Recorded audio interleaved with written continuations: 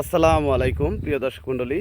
বাড়ি এক লতিরাজ কচুর লতি দেখেন, লতি কাটছে এই জমি থেকে। যে লতির ধরনগুলি,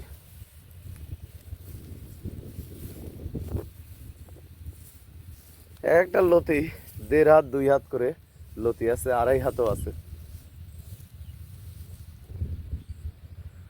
এই কচুর আপনারা চাষ করবেন কিভাবে? জমিটা চাষ করে নেবেন। চাষ করে নেওয়ার পরে লাইনে 1 হাত পর পর, এক লাইন থেকে আর এক লাইন 1.5 হাত পর পর এই কচুটা রোপণ করবেন। আর সার দেবেন হচ্ছে টিএসপি সার, ইউরিয়া এবং দস্তা ব্যবহার করবেন।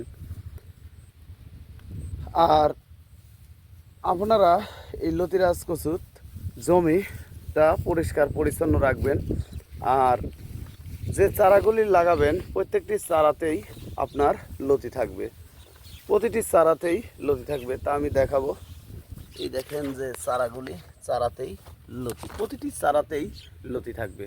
তো আপনারা যদি বাড়ি এক লতিরাজ কচু চাষাবাদ করতে চান তাহলে আমাদের সাথে যোগাযোগ করতে পারেন। আমরা নিয়মিত বাংলাদেশের প্রতিটি জেলায় এই লতিরাজ কচুর চারা সেল দিয়ে থাকি। ভালো থাকবেন, সুস্থ থাকবেন। আসসালামু আলাইকুম।